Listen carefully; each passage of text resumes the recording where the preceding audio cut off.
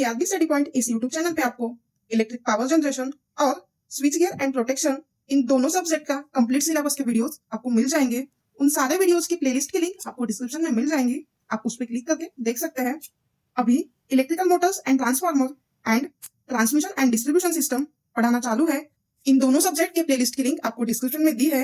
और भी बहुत सारे सब्जेक्ट के वीडियोस इस चैनल पे आपको मिलने वाले हैं। अगर आपको हमारे वीडियोस पसंद आते हैं और आप नए वीडियोस देखना चाहते हैं, उसके लिए चैनल को सब्सक्राइब करके रखिए। चैनल पे आने वाले नए वीडियोस देखने के लिए नोटिफिकेशन बेल को दबा के ऑल ऑप्शन को सिलेक्ट कीजिए। Hello everyone, my name is Vijayashri and electrical Motors and transformer subject में आप सभी का स्वागत है। तो ये है हमारे ट्यूटोरियल का आज का topic, that is principal of starters. Principal of starters आज में देखना है। तो इसके पहले जो है हमने स्टार्टर के बारे में देखा था, उसकी नीड देखी थी एंड देन उसके जो स्टार्टिंग करंट के होने वाले इफेक्ट्स है वो देखे थे। तो हमने देखा था कि किस तरीके से हमें स्टार्टिंग करंट को जो है लिमिट करना है, स्टार्टिंग करंट को एक लिमिट पे रखना है सो दैट हमारा जो सिस्टम है स्टार्टर का मोटर का वो डैमेज ना हो पाए।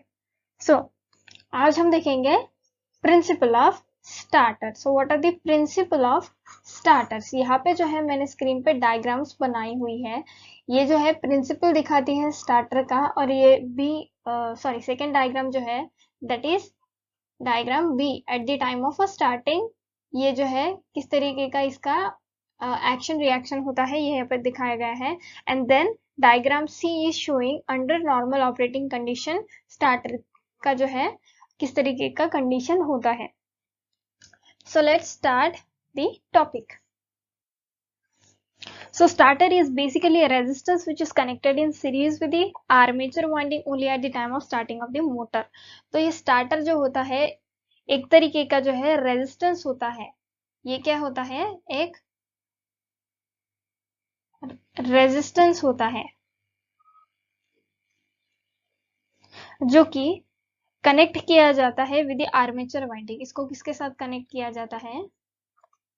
आर्मेचर वाइंडिंग के साथ इसको कनेक्ट किया जाता है at the time of the starting. और आर्मेचर वाइंडिंग के साथ कैसे कनेक्ट किया जाता है? सीरीज में इसको लगाया जाता है, सीरीज में। So its job is to limit the starting current of the motor. अब इसका काम क्या है रेजिस्टेंस का? हमने देखा था कि जो स्टार्टिंग करंट है उसको लिमिट करने का काम जो है रेजिस्टेंस का रहेगा।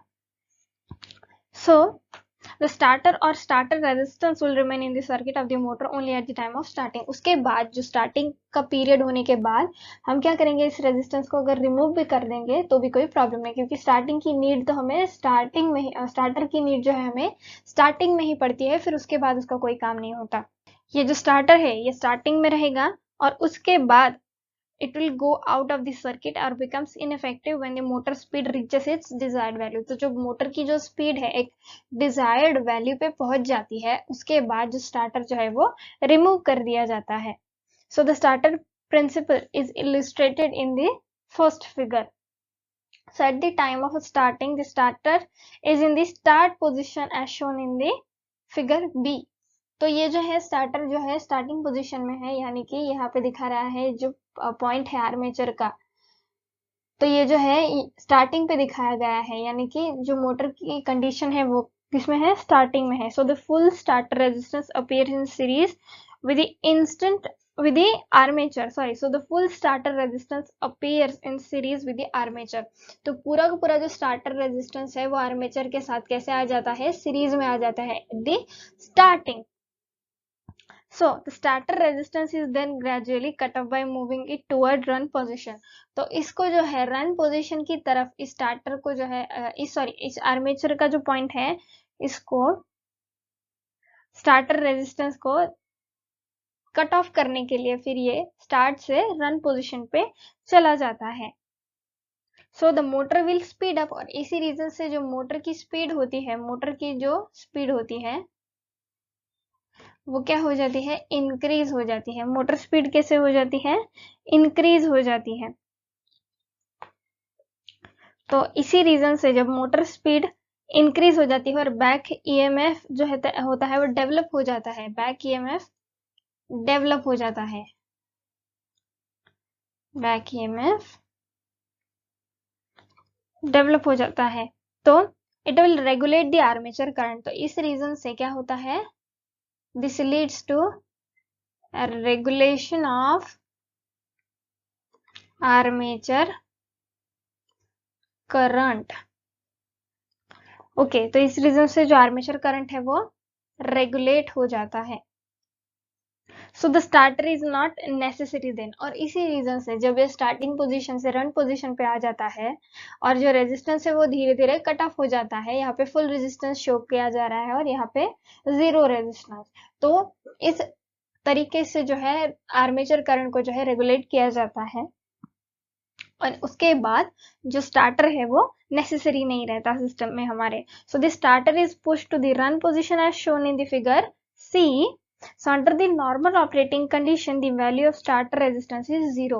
So normal operating condition में starter resistance की value जो होती है वो क्या होती है, 0. अब ये किसकी value है, normal operating condition की, normal operating condition की ये जो है value है. So the value of the starter resistance is the 0 in this position and does not affect the normal operation. और इसी वजह से जो ये जो जीरो वैल्यू बताई गई है, ये किसी भी तरीके से हमारे मोटर के या फिर मोटर के जो है नॉर्मल ऑपरेशन को अफेक्ट नहीं करता। तो ये तो हो गया प्रिंसिपल किसका, स्टार्टर का। तो ये रहा हमारे स्टार्टर के टाइप्स। तो हमने अभी प्रिंसिपल देखा, अब हम देखेंगे स्टार्टर के टाइप्स। तो यहाँ पे हमें दो टाइप्स जो है पढ़ने हैं आपके सिलेबस के, that is first is 2-point starter and the second one is 3-point starter. तो अब जो है हम देखेंगे 2-point स्टार्टर। तो स्क्रीन पे जो डायग्राम देख रहे हैं, ये डायग्राम है 2-point स्टार्टर की। 2-point स्टार्टर का कंस्ट्रक्शन दिखा रहा है ये। ओके, तो यहाँ पे जो है आपको स्टॉपर दिख रहा है, ये जो है पॉइंट P शो कर रहा है, पॉइंट M शो कर रहा है, देन यहाँ पे एक स्केल दिखाई गई है और ये जो है रेजिस्टेंस की वैल्यू बता रहा है, ये है स्टार्ट और ये है रन। तो यहाँ पे 2-point starter, the name itself is indicating कि यहाँ पे कहीं ना कहीं 2 point का काम है।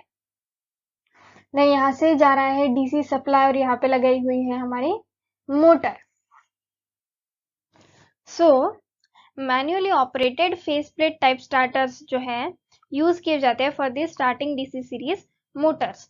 अब क्या बताया गया है, जो manually operated face plate type starters, face plate type starters,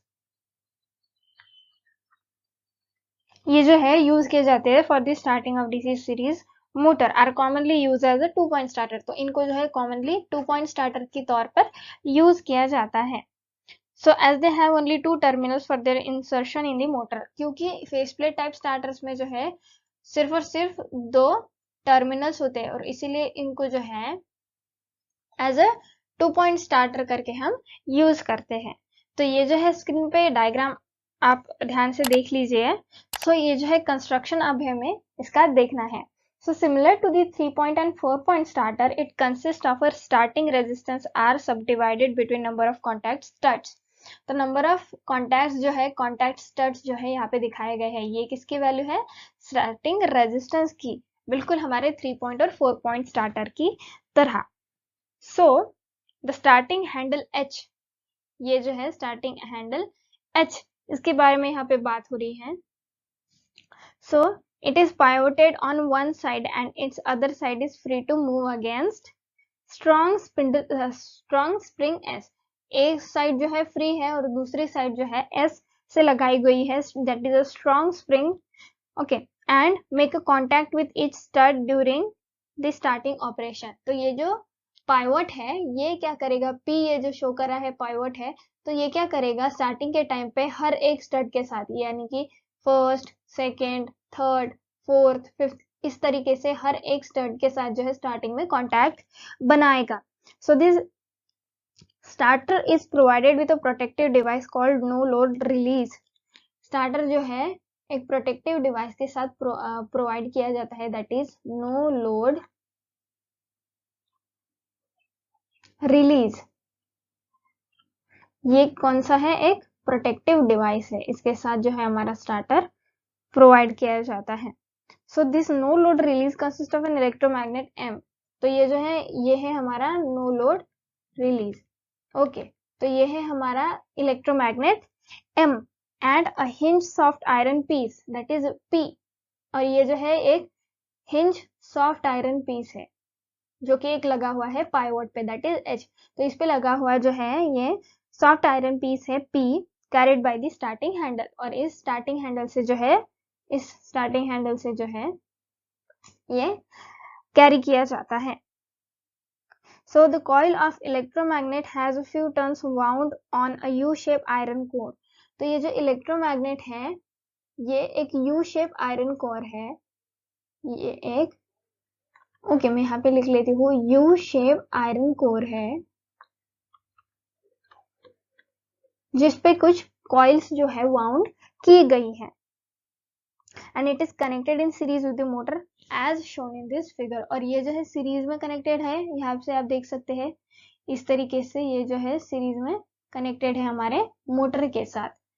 तो ये तो हो गया इसका construction.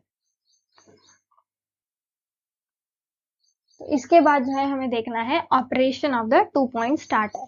So for starting the motor the DC supply is first switch on. सबसे पहले क्या किया जाता है for the starting purpose, DC supply जो होता है वो स्विच ऑन किया जाता है। डीसी सप्लाई क्या किया जाता है, स्विच ऑन किया जाता है। So the starting handle is then slowly moved in the clockwise direction from its off position against the spring tension.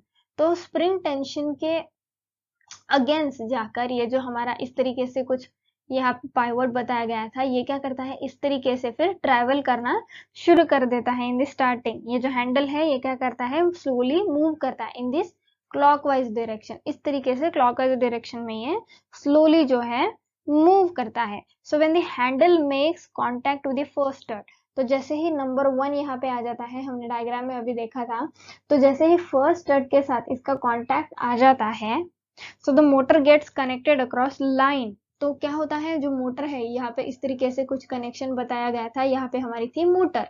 तो जब मोटर के साथ इसका कनेक्शन आ जाता है इस हैंडल का through the line, so the entire starting resistor and the coil of no load release क्या होता है उसके साथ क्या हो जाता है नंबर 1 पे स्टड जब नंबर 1 स्टड पे जब हमारा हैंडल आता है तो मोटर के साथ एक लाइन के थ्रू कनेक्टेड हो जाता है ये जो हमारा हैंडल है वो। और इसके साथ साथ जो एंटायर स्टार्टिंग रेजिस्टर है और जो कॉइल है of the no load release, यहाँ पे कुछ हमारा ऐसा यू शेप कॉइल लगा हुआ था। तो इस तरह से जो है ये पूरे के पूरे सिस्टम के साथ कांटेक्ट में आ जाता है। As the handle is move further, जैसे जैसे जो हैंडल है हमारा इस तरीके से धीरे धीरे आगे बढ़ता जाता है। ओके, तो जिस तरीके से हमारा जो हैंडल है जो आगे बढ़ता जाता है, जो स्टार्टिंग रेजिस्टर है वो ग्रेजुअली कट हो जाता है, यानी कि नंबर 1 से नंबर 2 पे गया, देन 3 पे, देन 4 पे, देन 5 पे। एंड में जब 5 पे हमारा हैंडल आ जाता है तो क्या हो जाता है ये जो प्रीवियस स्टड्स थे तो इससे वो डायरेक्ट 5 पे आ गया, यानी कि ये जो बाकी के हैं ये क्या होंगे कट हो गए, इनका कट ऑफ हो गया। तो ये कट हो जाते हैं फ्रॉम दी मोटर सर्किट, या मोटर सर्किट से इनका जो कनेक्शन है वो टूट जाता है। लास्ट में किस पे रहता है नंबर 5 पे। So finally in the running position eight the final start क्या होता है ये जो है फाइनल स्टार्ट पे कौन सी पोजीशन आ गई, रनिंग पोजीशन आ गई। और नंबर 1 पे अगर है तो कौन सी, स्टार्टिंग पोजीशन। तो जब रनिंग पोजीशन पे आता है at the final start the starting resistor is completely cut off. Starting resistor क्या हो जाता है कंप्लीटली कट ऑफ हो जाता है। एंड जो मोटर जो होती है, ये जो मोटर हमारी होती है ये फुल स्पीड अचीव कर लेती है। मोटर क्या करती है फुल स्पीड जो है अचीव कर लेती है at the running position. So handle is held in this position against the spring tension by the electromagnet M of the no load release. तो हैंडल इस तरीके से जो पोजीशन पे है वो एक इलेक्ट्रोमैग्नेट एम जो होता है of the no load release के इलेक्ट्रोमैग्नेट की वजह से ये क्या करता है इस पोजीशन पे स्प्रिंग टेंशन के अगेंस्ट जो है ये रहता है। तो इस तरीके से जो है स्टार्टिंग रेजिस्टेंसेस को कट करके कट ऑफ इनका होने के बाद जो है हमारी मोटर क्या करती है, फुल स्पीड अचीव कर लेती है और नॉर्मल रनिंग कंडीशन पे जो है रन करती है, दैट इज रनिंग कंडीशन। तो इस तरीके से जो है हमारा स्टार्टिंग करंट से जो है स्टार्टिंग करंट जो है वो लिमिट होके फिर हमारी मोटर रनिंग कंडीशन पे नॉर्मली रन करती है। तो ये हो गया हमारा 2 पॉइंट स्टार्टर। अब इसके बाद हम नेक्स्ट ट्यूटोरियल में पढ़ेंगे 3 पॉइंट स्टार्टर।